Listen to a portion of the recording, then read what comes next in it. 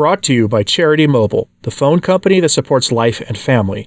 5% of your monthly plan price goes to your favorite charity.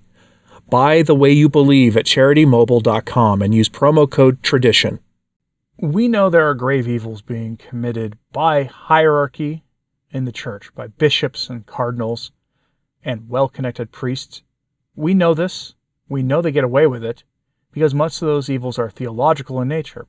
And sometimes when they're the more material kind, in the vein of Ted McCarrick, Rome does its best to sweep that stuff away, despite rhetoric to the opposite.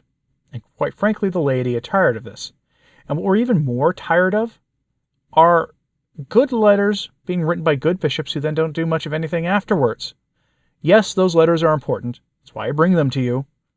They're important to rally the faithful, let the faithful know that the bishops are at least aware of the problem.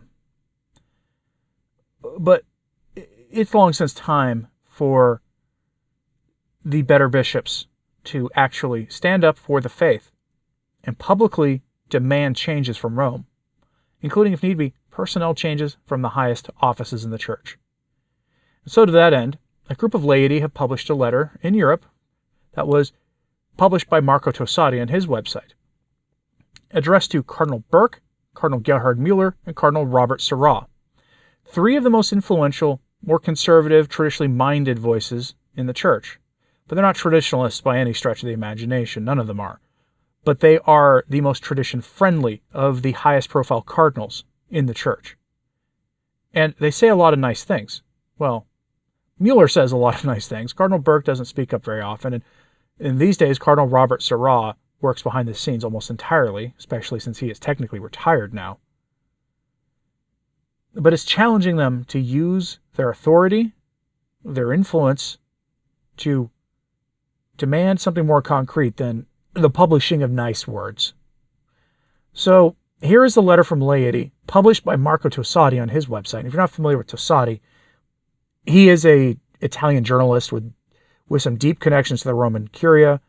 He gets a lot of scoops before anybody else does, and he is definitely he's one of the better ones. And he does good work and was one of the first to publish Vigano's letters back in 2018. Here's a letter he published from the laity asking these three bishops and bishops like them to do something more than just write nice letters and give nice homilies, letting people know that there's problems in the church, that the time for words is past and it's time to act. If you do not speak, the stones will cry out. I, Marco Tossati, endorse and subscribe to the following plea. Most Reverend Eminences, Cardinals Burke, Mueller, and Sarah.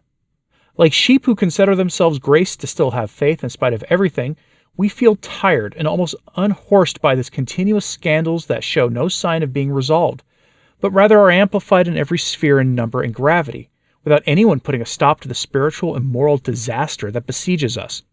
We therefore turn to you, whose faith, sensitivity, and stubbornness in the defense of the Holy Church of God and its doctrine are well known to us, to plead for your official intervention regarding the heresy of certain statements of the reigning pontiff, before and after his election, which seem to most to contradict and oppose the revealed truth, thus jeopardizing the salvation of our souls and especially of the younger generation. We turn to you, princes of the church, the only ones whose task it is to make an official pronouncement, which the confused and disoriented Catholic people yearn for, because we know your battles for the custody of the faith and the safeguarding of the spiritual order established over the centuries, the backbone and marrow of our salvation. We know your own doubts about the lawfulness of certain statements already made and officially made public on the subject of the family, the Moloch ritual, the James Martin sin, synodality, and your love for the gospel, the Eucharist, and the repudiation of all heresy. We also know how your and others' attempts at formal and filial correction aimed at rectifying or retracting the most scandalous hierarchical pronouncements have fallen on deaf ears. Those pronouncements that raise serious doubts about the adherence of the current pontificate to the authentic Catholic faith, which are difficult to reconcile with its catechism. We refer to those reported, for example, in these articles on Abu Dhabi, in Amoris Laetitia accused of 7 heresies, and in Fiducia Supplicans. After emphasizing statements that blatantly contradict the Catholic faith and revealed truth, and which have generated so much confusion, jeopardizing the unity of the Church and the salvation of souls. The time has come, your eminences, for these heresies to be judged and condemned, and for those who are often placed at the top and in strategic positions to be removed, as if the Church's task was to destroy itself. In fact, at the moment in the Church, incomprehensible excommunications and reductions to the lay state, often inflicted in a scandalous manner, are being meted out to ministers who are faithful to doctrine and morals, while at the same time others are being promoted to ever higher positions. These people, like people who have infiltrated the one Holy Catholic, Apostolic, and Roman Church, seem to want to turn it upside down, through a slow and inexorable metamorphosis that turns the Church from one into none, into 100,000, from holy into a woman of the night, from Catholic into relative, and from apostolic into anti-Christian. Never before has the Holy Church needed to separate itself from the ambiguities, confusion, and moral decadence that grips, anesthetizes, and numbs the consciousness of the entire world, placing souls in favorable conditions for eternal perdition. How many invalid and sacrilegious confessions and communions are made on the basis of erroneous statements, pronounced against Catholic doctrine and morals, even reported in the above-mentioned documents of Amoris Laetitia and Fiducia Supplicans. It is clear that an authoritative official pronouncement by you on the heresies that are spreading during the current pontificate, which could place the pontiff outside the Church, would bear inestimable fruit in terms of unity and the salvation of souls. We know that Canon 1404 of the Code of Canon Law expressly states that, quote, the first see is judged by no one. But it is also true that in the face of this, St. Robert Bellarmine, Doctor of the Church, in his treatise on the Roman Pontiff, claimed that, quote, a pope who is a manifest heretic ceases per se automatically to be pope, and to command just as he automatically ceases to be a Christian and a member of the Church. Therefore he can be judged and punished by the Church. This is the teaching of all the ancient fathers who taught that manifest heretics immediately lose any jurisdiction. Accusations of heresy are coming from many quarters, but only to you cardinals belongs the power to pronounce a clear and definitive word on the age-old question of the worthiness and dignity of the present pontificate. We await your pronouncement as a matter of urgency, dear eminences, while we plead for a powerful divine intervention. We are the Church militant, and we want to make our contribution, doing everything in our power to defend the faith and truth against the anti-Christic forces that would like to disintegrate it. Each and every one of us will be called to account.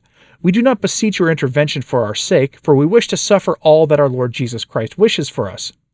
But we beseech you for the sake of his name, for the sake of his bride, for the salvation of our souls, and for the salvation of the souls of the new generations, which are being catechized everywhere by the world, by the evil one, and by the flesh. The new generation are in great danger, your eminences. On them and on the little ones rests the heaviest of crosses, involuntarily assumed as an inheritance already deprived of love, the future of centuries and centuries of errors and horrors for which we alone are responsible. How will these young people be saved from despair in the clutches of the evil one, in the sad and tribulated times in which they wander lost, without knowing the authentic gospel and God's love for them? Who will help them? Your eminences, after God's, the Church, and our souls are in your hands, we give glory to the Lord and to Mary most holy, our Queen and Advocate, that they may always be praised and may bless, confirm, protect, and save us. So be it. With filial gratitude in the month of the precious blood of Christ. Signed, Gliale de la Cursta el Evangelo, in collaboration with Justitia in Veritate. And that was a letter addressed to Cardinal Sarah, Cardinal Burke, and Cardinal Mueller, demanding that they recognize that Pope Francis is not Pope, and to essentially lay out the accusations of heresy against him in a formal manner, and then make them repudiate them, make them prove that they're not heretics. I'm curious what you have to say about this. Would you like to see those cardinals and others address this issue once and for all? Many of them have publicly said that Pope Francis is the Pope, that God gives us all manner of popes, some saying we get the popes we deserve. I'm curious what you have to say. Do you think that they'll actually do it? I don't think so. But let me know what you have to say about this in the comments, please. Hit like and subscribe if you haven't, it does help. So does sharing this on social media. That helps too. And, as always, pray for the Church. I'm Anthony Stine. Ave Maria.